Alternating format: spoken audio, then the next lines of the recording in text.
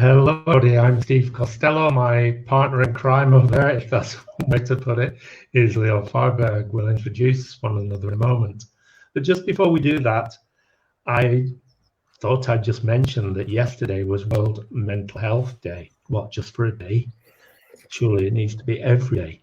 Mental health is something that Leo and I deal with on a day-to-day basis, and it's something that's very important. We can't just do it for a day. It's not enough. And one of the things that I was talking about with somebody in particular yesterday was that your mental health starts with you. It's all about you. It's not about me. It's not about Leo. But you don't have to do it alone. That's the key thing that I wanted to make sure that people understand. Because often people say to me, I've got nobody to talk to. Who can help me? Where do I go to get support with this?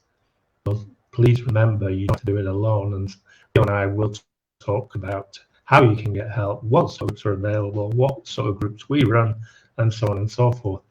But that's kind of jumping the gun a bit, isn't it? So who is Leo Faerberg? Hi guys, my name is Leo, as Steve mentioned, and we are friends and colleagues and business partners, and we are both at mental health services, and we've been there for many years. that were like we met by chance on Facebook and found that we are very close in our motivation and skill and ideology and our mission to serve as mental health professionals.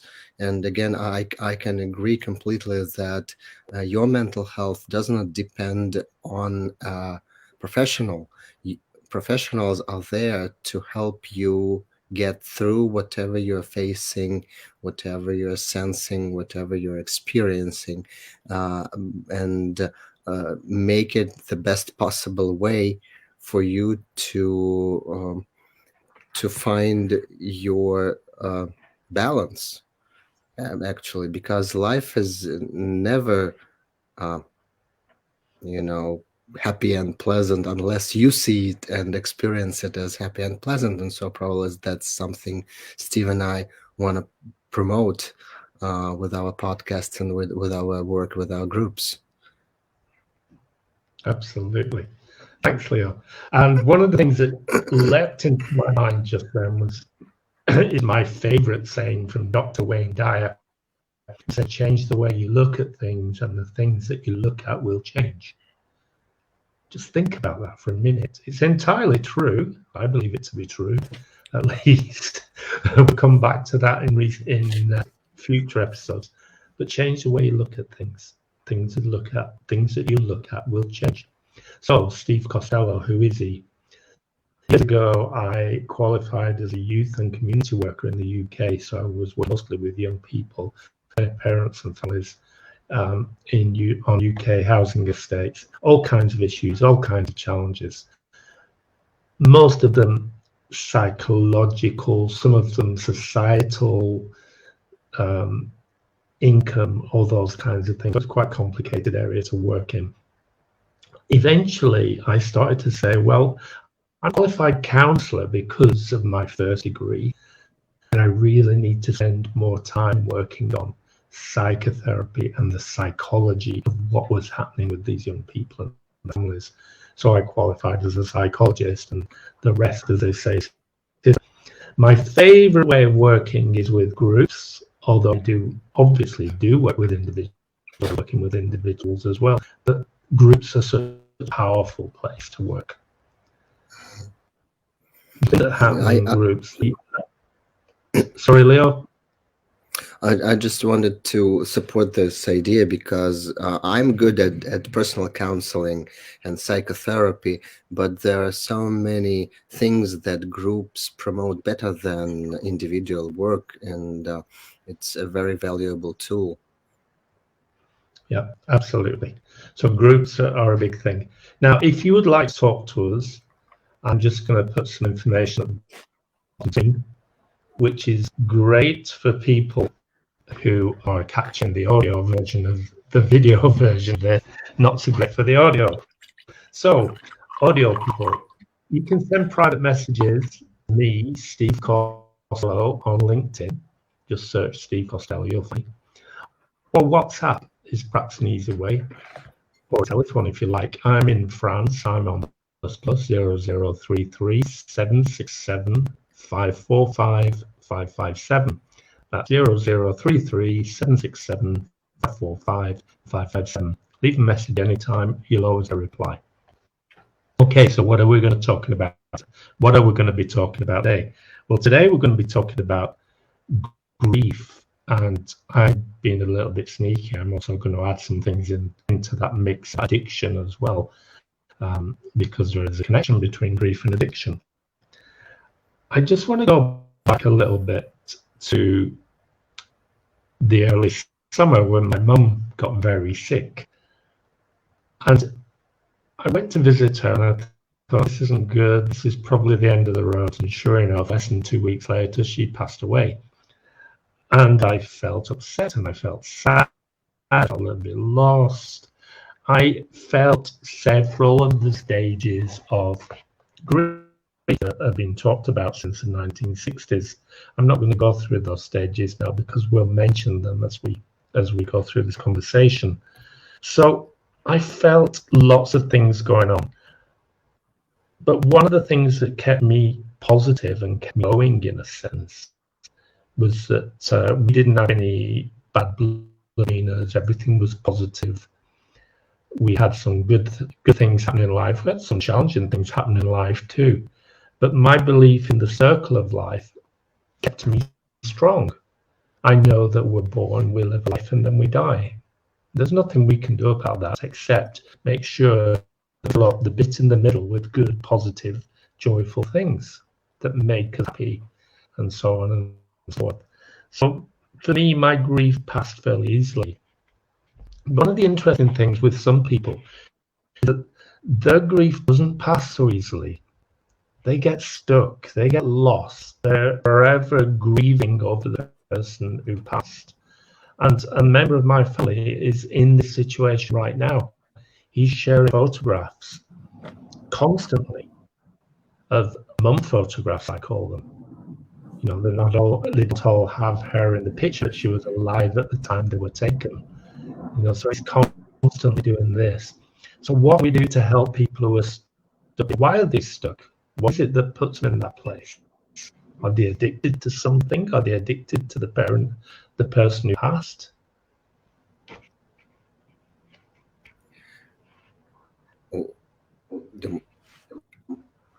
I think there are some some evidence that grief might look like almost like an addiction, because there are so many specific neural pathways are involved into building a picture of somebody in your presence, someone you love, someone you are connected to, someone you have difficult emotions with towards some person. And when this person dies, there are so many things to be changed in your mind and in your brain physically. So yes, grief is a very special process, a very special emotion that can, on one hand, is natural and should be processed through, and on the other hand, as any process, can be complicated with some different things.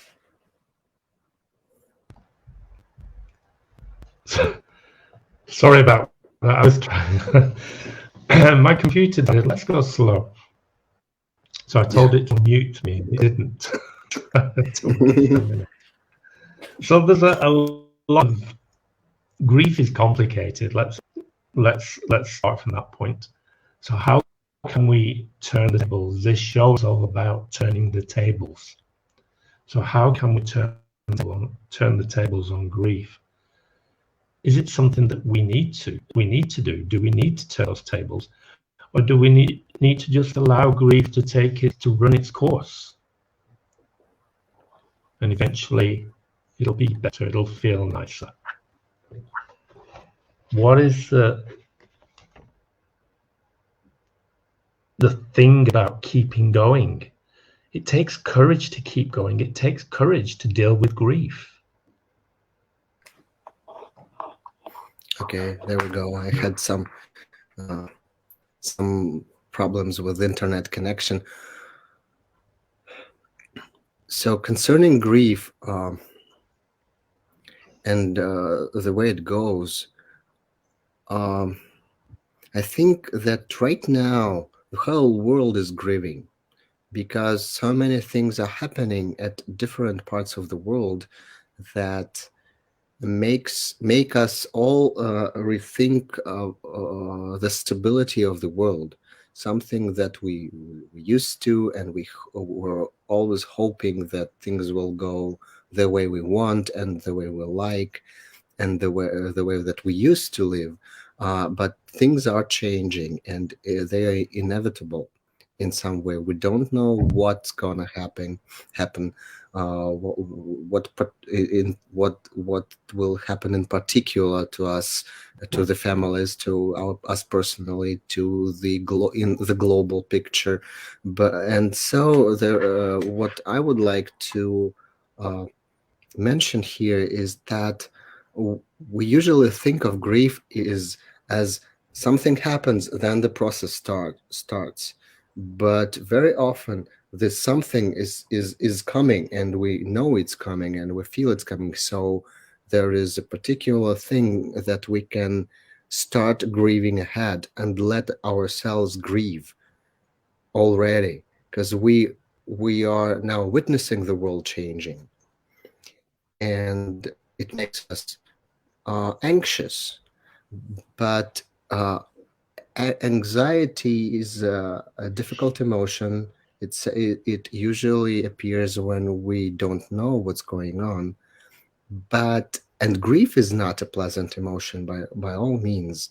But at the same time, when we realize that we are anxious about the change and not knowing where it goes, we can let ourselves switch to grieving now already.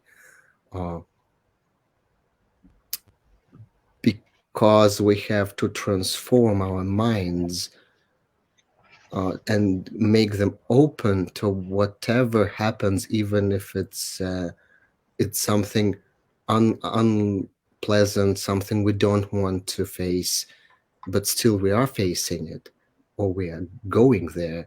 That's why probably today it is important to talk about grief, like starting the grieving process already. What do you think, Steve? I was just thinking about a few of the things that you said just now, Leo, triggered thoughts about grief being a natural emotion. It is a natural emotion. Mm-hmm. It's nothing we should be hiding away. And certainly I've had clients who have felt that the grief they're suffering, and it's not always the grief caused by the loss of a loved one, it can be the grief caused by the loss of a job, for example. Mm-hmm. It's not exactly the same, but similarities. So people often say, I don't want to talk about it. It's not something that I want to share openly, but it's we share it openly because by doing so enables us to communicate how we feel. So if Leo communicates how he feels to me, I begin to understand him. I can empathize with him. I can hear what he's got to say. I maybe need to give him a little nudge about what he can do about it. Maybe I don't, but at least I can hear because he's communicating. So grief is a natural emotion, and it should always be treated that way. There are times with grief, though, when there's a lack of logic. And that's difficult sometimes, isn't it? So there's no logic to what happened. There's no logic to the fact that somebody died 10 years maybe before they should have died, if we can put dates to it. There's logic to the fact that I worked for a very productive company that suddenly decided that it was going to close its doors and make everybody redundant. There's no logic to that. So that hurts in terms of the grieving process, it becomes complicated. Recently, somebody asked, how long does grief last? And that is an impossible question, because it lasts 5 minutes, 5 days, 5 weeks, 5 hours, whatever. You can't say that it's how I manage it, it's how Leo manages it, it's how you manage it. There are many different ways, there are many different timescales for how long grief is going to last. One of the important things to consider when we're thinking about grief is the words that we speak to ourselves. Thinking about our inner voice or our inner critic. We often talk about a critic. You know, that little voice at the back of your head that kind of nags you when you're doing something that it thinks you shouldn't. But they play a very large part in all aspects of our lives. So the words we're speaking to ourselves, we need to be aware of them. I'm not going to be able to cover this properly here and now, but this is something we talk about quite often in groups. What words affect our lives? What words affect our grieving? I'm talking about personal words, words that we say to ourselves. We need to think about those things. With some people, grief might have been 12 months ago, but it feels like yesterday. Some people, that 12 months ago seemed like a lifetime ago. And it's all about the way we're looking at the situation. And that's something important to bear in mind. So we'll come back to that one in a minute. I just want to mention something interesting, and this does relate to my grief of one of my grandfathers. He wow, a long time ago, 1983, 80, something like that. I can't remember exactly. One of the things that I always remember about my granddad, apart from the fact that he was a nice guy, he was very friendly, very gentle, was that he smoked a pipe, and he always smoked the same pipe tobacco. Whenever I smell that pipe tobacco, wherever I might be in the world, it reminds me of my granddad. That's the first thing that comes to my head, my granddad. Now that grieving in my head, that's a happy memory.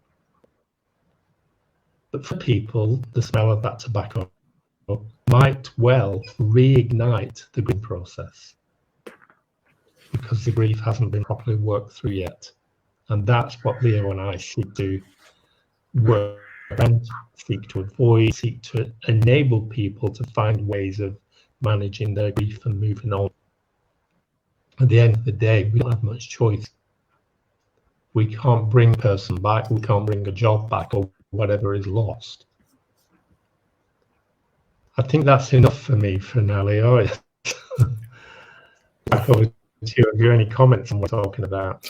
I also have some experience in counseling, and of course, personal experience with grief. Of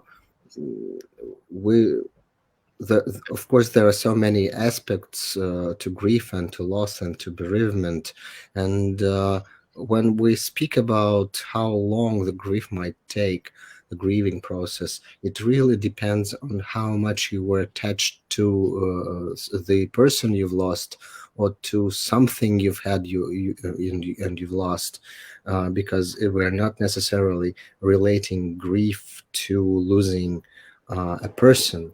We can grieve on losing a job, a thing, a location, a symbolic figure like some favorite musician, or like I know I'm not in Britain and I'm not British, but just recently your country lost your queen, and many people have different attitudes towards her. But even for me, not being an English or English speaking person, my English is my second language.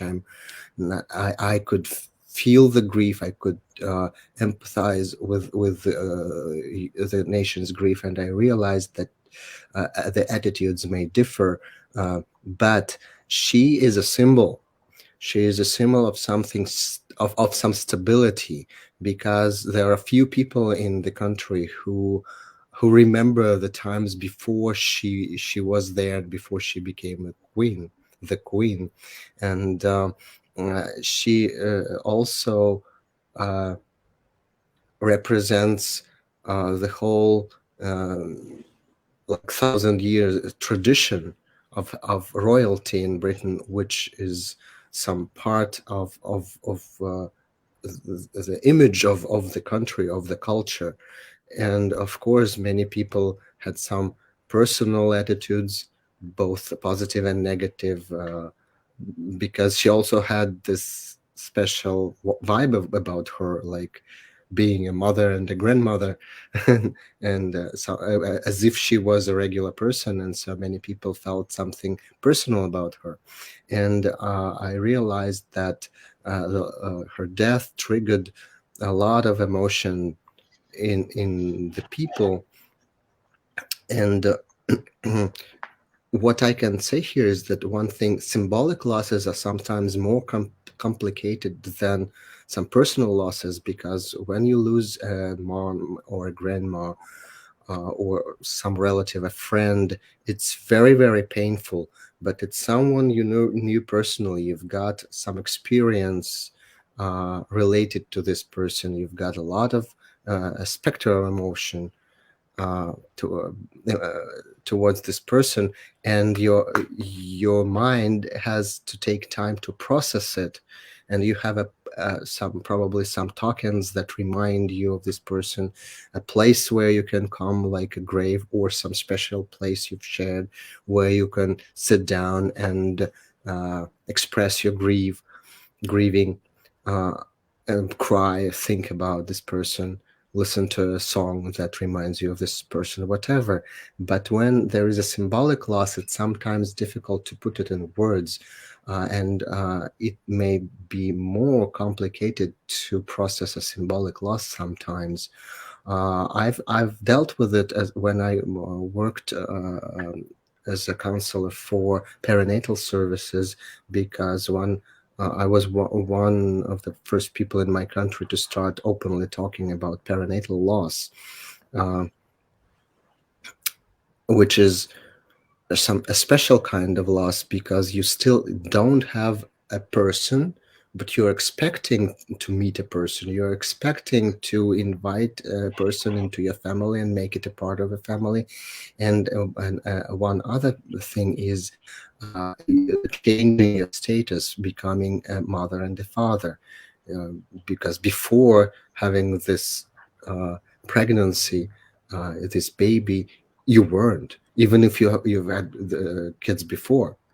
But now you are becoming as a father or a mother of this particular coming person, and it's a great symbol. It's a great status that you are you're changing. And if you lose a child, if you lose a pregnancy, if you lose a baby in a very early stage, so many people dismiss this fact. They say, well, that's okay, you didn't know, um, you never met the baby, uh, just forget it and start all over, and next year you'll get pregnant again. And so many women are deeply scarred but by such an attitude, because in their minds they were building uh, the whole picture. Uh, and first of all, it's an emotional picture, and emotions are the main thing that we are to process. And so this might be like it can illustrate the idea of the symbolic loss. But back to the a big loss, the country just has just lost its queen. You might probably notice that you were not so much that you didn't admire her so much, or didn't like her, but for some reason you feel grief.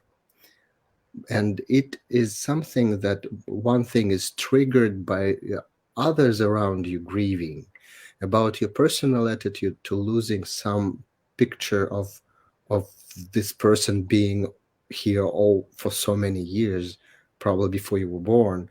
And another thing is that your personal losses get triggered too, because when you see somebody's grief, or you synchronize with such big common loss, your personal grief starts activates, especially in the case when so many people are taught not to show your grief, to recover as soon as possible, just to keep your mouth shut and never mention, because other people are very uncomfortable hearing about somebody's death or your loss. They don't like seeing you sad. And now the whole country is sad. And now the whole world is sad, not for so many reasons. And you might feel that you kind of grieving more about an event that probably you're not personally attached to. And again, I remind you, that might be your old grieving, your something that you stuffed away, activating. So please let yourself grieve, let yourself cry, get out the pictures or other memories to raise. And when you let your emotions go, when you let yourself take a pause and sit there crying or having sad thoughts, or feeling like tight in your chest, just let it be. Just sit there and let the feeling be felt and be sensed in the physical sense, and use the situation to grieve more, because this is the way to clear more stuffed emotions, and it will get easier and lighter further on. Brilliant. Thank you, Leo. I was just, whilst you were talking, I was thinking about the thing called parasocial grief. Parasocial grief is a label often used by researchers. And it's like a disruption to a person's experience of the world. So when the disruption occurs, and you just talked about Elizabeth II, so that was the disruption, she died. So our assumptive world, the assumptions we have of the world, is disrupted. And it hurts. We don't like that. So the assumptive world suggests that we have strongly held assumptions about the world, and these assumptions help to ground us. They keep us happily grounded and we're all okay. Then you take away the Queen and suddenly we're floating, drifting, and we're not quite sure what happened. So the thing with the Queen was that people perceived that they shared values with her, or they admired the way she interacted with the world, and that fit with their values. So there was a link of values in a sense. So what happened when she died, we lost a small part of ourselves. Some people lost a small part of themselves. It was taken away. Nothing they could do about it. That hurts. That causes grieving. So we need to be aware of things like that. But as we've said already, don't forget, Leo and I are here to help with these processes. There's a lot we can do. We can do it by working with individuals or working with groups. So leave us a message on WhatsApp. Input at the bottom of the screen, as I said, audio ++0033 767 545 557. So let's just remember this whole thing about grief does also involve communication. Leo mentioned that some people don't want to hear that you're grieving, they know how to cope with it, and that's fair enough. But you do need to try to communicate how you're feeling. So if that means doing that with us, great. If that means choose a friend who you can just tell every now and again how you're feeling, that's also great. But you don't the best way is not to keep it in here, because in there it kicks off the negative self-talk and we get into all sorts of deep water because of that. That's something we'll have to cover in another episode of this show, Turning the Tables. We will be here every Monday at 9 o'clock UK time. If you can't catch us live, that's not a problem, because this is a podcast. It's there whenever you need it. So just remember your favourite link and we'll see you there. Please also remember, if you've got a question, field the question. If you don't ask a question, it's a terrible question. Great questions are the ones that are asked.